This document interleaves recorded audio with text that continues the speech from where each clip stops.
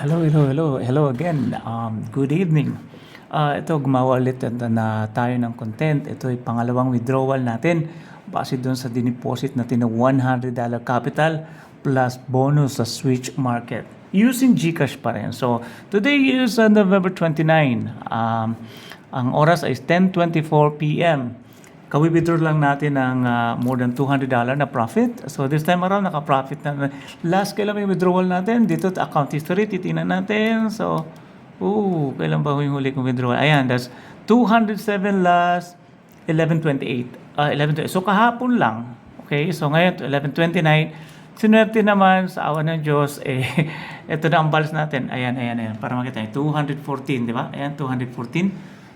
Okay, so titin natin ang ating 214 ang balance natin plus ito yung credit na 102 yung ating bonus, total equity so wala transaction, buy ang kanina mukhang paano siya, pababa siya. So sabi ko, sige, wala tayong transaction, ihintayin ko na lang, mamaya ulit ako magbabay or kung magdidiretso ba yan siya. No? So sa ngayon, gusto ko lang pakita paano mag-withdraw ng $100. So 114, iiwanan ko ang $100 na kapital natin, tulad natin, ito yung pang 300 na nating withdrawal kasi 114 plus 200 plus yung last na.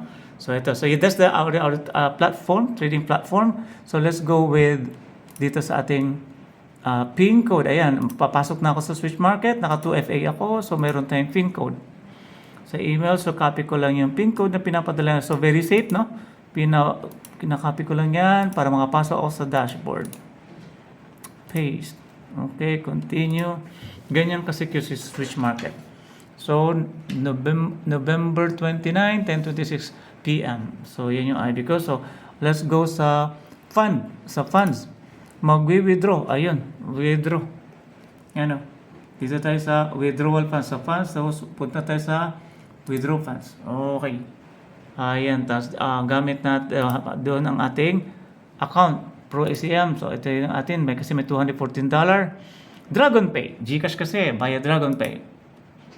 Okay. Then, payment method. Ito, yung aking GCash number. Baka naman. Ayan, GCash ko. Continue. So, 114 ang ating i-withdraw. Ayan. No? 114. Okay? Continue mo lang yan. In dollars yan, no? In dollars. So, ayan. Tinatin. So, 1026.